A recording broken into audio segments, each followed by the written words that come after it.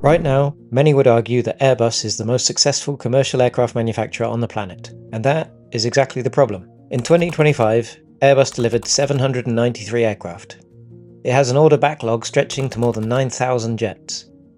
Airlines are waiting nearly a decade just to receive planes they already paid deposits on.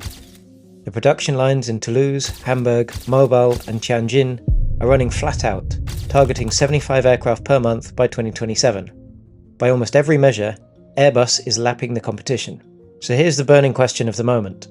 If you're this dominant, this profitable, this completely sold out until the early 2030s, why have you not built anything new in over 20 years?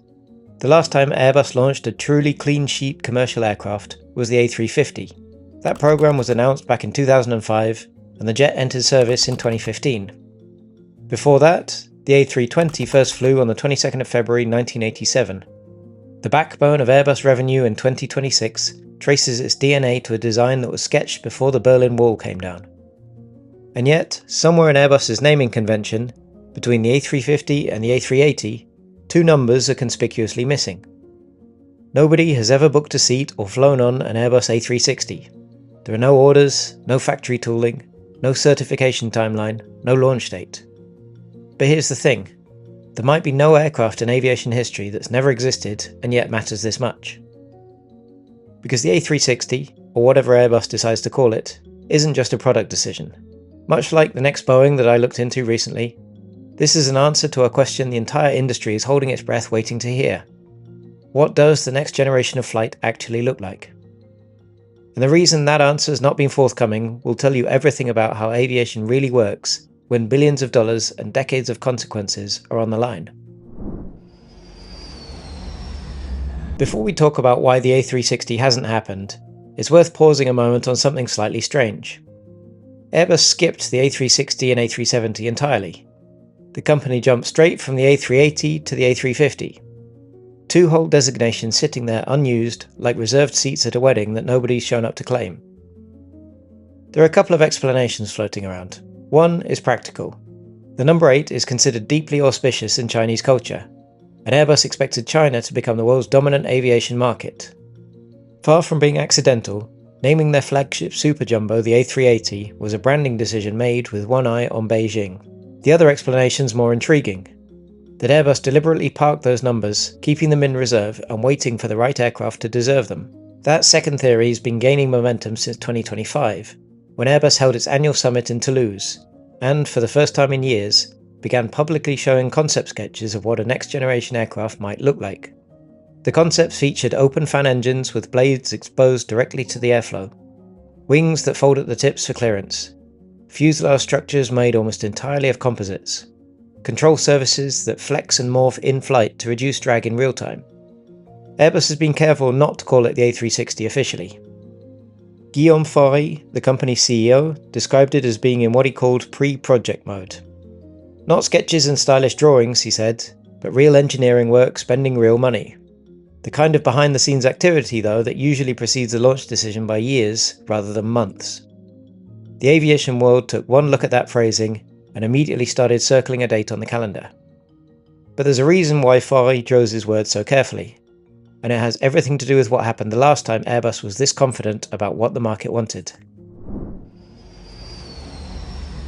Back in December 2000, Airbus launched the A380 program with a budget of approximately €9.5 billion. The logic seemed airtight. Airport slots at major hubs were scarce and getting scarcer. Runways couldn't expand indefinitely. The solution, it seemed obviously, was to put more passengers on fewer flights. A double-deck, 550-seat super jumbo connecting the world's mega hubs. Emirates loved it, Singapore Airlines loved it, Qantas ordered it. The order book looked healthy. By 2016, Airbus quietly re-estimated what the A380 had actually cost to develop. The revised figure was somewhere between $25 and $30 billion, roughly 3 times the original projection. The program had absorbed those funds, delivered 251 aircraft over its production life, and was formally ended in 2021 without ever recouping its investment. Bloomberg had reported as far back as 2015 that Airbus admitted the overall A380 program would never recover its $25 billion investment. The company's own CEO at the time of its closure called it a success, but the financial statements told a different story. What killed the A380 was not engineering failure. The aircraft flew brilliantly and was widely loved. What killed it was a market that refused to behave in the way the spreadsheet had predicted it would. Airlines increasingly wanted smaller, more flexible widebodies.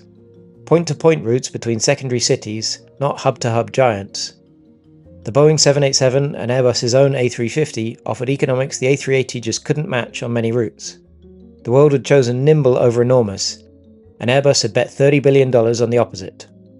That lesson likely sits at the centre of every internal discussion about the A360. It's the elephant in every boardroom. Every time someone at Airbus builds a compelling case for a new aircraft, someone else opens a spreadsheet labelled A380 and slides it across the table. So Faurey's instinct is born from scar tissue rather than timidity, and it shapes every condition and requirement he sets before Airbus pulls the trigger on its next clean sheet programme. Here's where the story starts being about physics rather than about corporate caution. Traditional jet engines hide their fan blades inside a cylindrical housing. You've seen them hanging under every commercial wing you've ever looked at. That housing, called a nacelle, limits how big the fan can be. In jet engine physics, bigger fan diameter generally means more efficient airflow, which means less fuel burn per mile. The nacelle is essentially a ceiling on how good conventional turbofan engines can get. In 2021, CFM International, the joint venture between GE Aerospace and Safran Aircraft Engines, announced a program called RISE, standing for Revolutionary Innovation for Sustainable Engines. The concept removes the nacelle entirely. The fan blades sit exposed in the open air, similar in principle to a turboprop, but operating at jet speeds, with carbon fibre variable pitch blades and a bypass ratio as high as 70:1, versus around 11:1 for the best current short-haul engines. The result, according to CFM, is a target of more than 20% better fuel efficiency compared to the most advanced engines flying today. 20% might sound modest until you run the numbers at airline scale. A modern widebody burns through hundreds of thousands of litres of fuel per year. A 20% reduction across an entire fleet translates into the kind of savings that make aircraft financing decisions straightforward. It's not just a fuel story though. With carbon pricing expanding across Europe and tightening globally, aircraft operating on the efficient side of that divide also pay significantly less in emission costs per flight. Over a 30-year operating life, that number compounds into something very large indeed. CFM has completed more than 350 component and module tests since 2021. Wind tunnel testing was underway through 2024 and 25, and flight tests aboard a modified Airbus A380 demonstrator are expected to begin before the end of this decade. Entry into service for a production version is targeted for the mid-2030s. Here's the most critical part. The RISE engine is being developed specifically to power the next generation of single-aisle aircraft. Faurey confirmed that Airbus is working on a new narrow-body family with RISE propulsion in mind. The engine and aircraft are being designed, at least conceptually, as a matched pair. But an open-fan engine creates problems that a conventional engine does not have. Exposed blades generate different noise signatures, i.e. they're loud. Ground clearance becomes even more of an engineering constraint. Blade containment in the event of a failure requires entirely new structural approaches. Certification authorities will want mountains of data before they sign off. Faurey himself has been explicit. No program launch until the propulsion system is fully mature. And that brings us to the fork in the road, because RISE is being developed for narrow-body aircraft, but the market gap that actually exists right now is not in narrow-bodies. Airbus dominates the single-aisle market. The A320neo family has a backlog of over 7,000 orders on the books. Boeing 737 MAX has faced years of reputational and regulatory headwinds following the two fatal crashes in 2018 and 2019. In the narrow-body space, Airbus has something of a monopoly with paperwork. The wide-body market is a completely different story though. Boeing's 787 Dreamliner dominates the mid-size wide-body segment. Airlines love it. Over 1,200 have been delivered since the program began. It seats roughly 220 to 350 passengers depending on variant, and it covers routes up to nearly 8,000 nautical miles, and operates with economics that no other aircraft in its class currently matches. Airbus competes in this space with two aircraft that both have limitations. The A330neo is capable and economical to acquire, but its fundamental design traces back to the early 1990s. The aerodynamic efficiency and structural weight of an aircraft conceived 30 plus years ago simply cannot match what a purpose-built composite jet can do. The A350 is more sophisticated, but was engineered for the larger end of the wide-body market, making it potentially overspecified and pricier to operate on the thinner routes where the 787 excels most. And that means there's a gap in the Airbus portfolio, specifically in the 220 to 340 seat range on long-haul routes of, say, 5 to 8,000 nautical miles. Purpose-built, composite, efficient, the exact sweet spot the 787 owns. Industry analysis suggests a hypothetical A360 family could address this directly. A baseline variant seating around 280 to 300 passengers competing with the 787-9, with a stretch version at roughly 320 to 340 seats positioned against the 787-10. Priced below the A350-900, but with better operating economics than the A330neo. And critically, the timing would land it in the market just as the first generation of 787 operators begins thinking about fleet replacement in the late 2030s. That's all part of the strategy, and it only gets more compelling when you consider the state of the competition.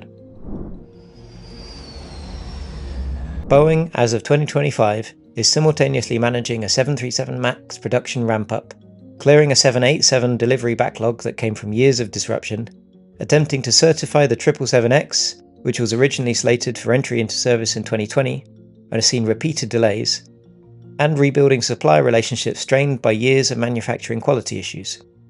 Their balance sheet carries the scars of billions in charges across multiple programs, with the 777X alone accumulating over $15 billion in cost overruns by late 2025. Moody's and Fitch both maintained cautionary ratings on Boeing through 2025, noting that free cash flow challenges would persist through at least 2026. The Boeing 797, the new mid-size airplane that was meant to capture the market gap between the 737 and the 787, was put on indefinite hold after the MAX crashes, then shelved as the pandemic hit, though Boeing is now dusting it off again. And by the way, I had a look into that too, and you can find the video for it here at the top right. Airlines that had waited years for Boeing's answer placed their orders with Airbus instead, with United, American, Iberia, Qantas, and more grabbing the A321XLR. Industry analysts don't expect any clean sheet Boeing program to launch before the 2030s, with entry into service potentially not until the mid-2030s at the earliest. If Airbus were to launch a new wide-body in the next 2 to 3 years, it could reach airlines in the late 2030s, potentially a decade ahead of any credible Boeing update to the 787. A decade of unchallenged market position in a highly profitable segment of commercial aviation is the kind of generational advantage that reshapes an industry's competitive structure for the following 40 years. Faury knows this. His entire leadership team knows this. The question is whether the conditions he's set for launch will be met before the window starts to narrow. Faury has been consistent and specific about what needs to be true before Airbus commits. He wants the A320neo production rate stabilised at 75 aircraft per month, a target he's maintaining for 2027, before diverting leadership bandwidth and capital to a new program. He wants the engine architecture selected. He stated clearly that Airbus is not yet decided on whether the next aircraft uses open fan propulsion or an advanced conventional geared turbofan, such as the upcoming Rolls-Royce Ultrafan, because the engine choice changes the aircraft design fundamentally. He wants the supply chain capable of supporting a new program without destabilizing existing production. In 2025, Airbus was holding approximately 60 finished narrowbodies with no engines, because CFM and Pratt & Whitney couldn't deliver fast enough. Launching a new aircraft program into that environment would be, in his own words, irresponsible. And he wants the balance sheet rebuilt to absorb what a clean sheet program actually costs. A new aircraft today is estimated to require somewhere between $15 and $30 billion in development investment, depending on scope and how many technologies are genuinely new versus adapted from existing programs. With interest rates significantly higher than they were during the A350 program, the cost of capital alone makes that already bonkers figure even more painful than it looks. None of this is evasion, it's rational, but rational conditions have a way of never being fully met all at once. There's always one more engine test, one more supplier issue, one more quarter of delivery uncertainty. The risk of waiting for perfect conditions is arriving at the window of opportunity just as it closes. Airbus also confirmed at the Dubai Air Show in late 2025 that it's studying a stretch version of the A350-1000, already internally being called the A350-2000, which would push capacity towards 400 to 440 seats and compete directly with the Boeing 777X. That program, being an evolution of an already certified aircraft rather than a clean sheet, could reach the market significantly faster. It uses the existing A350 production line, the existing supply chain, and a more powerful variant of the Rolls-Royce Trent XWB-97 engine. Commercial CEO Christian Scherer confirmed the study at the Dubai Air Show, noting that customer interest was coming from everywhere. So the emerging Airbus wide-body strategy may end up looking like a complete family. A new mid-size A360 below, targeting the 787, the existing A350-900 and A350-1000 in the middle, and a stretched A350-2000 above, competing with the 777X. Clean sheet where the market gap is widest, evolutionary where speed to market matters most. The A320 first flew in 1987, the A350 in 2013. Airbus spent $25 billion on an aircraft the market ultimately rejected. It built another that's become one of the best-selling widebodies of the modern era, and now is sitting at the most consequential decision point in its 50-year history, studying concepts, funding engine research, briefing analysts, carefully not saying anything it can't walk back. There is a clean sheet aircraft somewhere in Airbus's future. The technologies are real. The RISE engine program has over 1,000 engineers working on it. The wind tunnel models and the composite wing designs, they exist. Faury himself has said the work is more than just stylish sketches. Something is coming, even if the decision to make it commercially has not yet been taken. The new aircraft, carrying whatever name Airbus eventually assigns to fill that numbering gap, is being targeted for service in the second half of the 2030s. That means a launch decision probably needs to be made before the end of this decade. By Faury's own statement, Airbus wants the A320neo rate stabilised first, and that target points to 2027. The maths then suggests a launch window opening somewhere in 2027 to 2029. In commercial aviation, the hardest barrier is never the technical one. Physics has been generous to the engineers. Composites are real, open fan engines work on paper, and increasingly so in test facilities. Folding wingtips already fly on the 777X. The hardest barrier is the one it's always been. Will the numbers justify the risk at this moment with this technology in this market? Boeing asked that exact question about the 787, answered yes, and they were right. Airbus asked that question about the A380, answered yes, and they were drastically wrong. The A360, or whatever it ends up being called, is the answer to that question being asked once again, with $30 billion of institutional memory on one shoulder, and a once-in-a-generation competitive window on the other. It hasn't happened yet, but the runway's shortening, and somewhere in a building in Toulouse, the engineers have moved on from drawing stylish sketches, and they're doing the arithmetic. Thanks very much for watching. I hope you enjoyed the video. If you did, please don't forget to subscribe, and I think you might like this video next.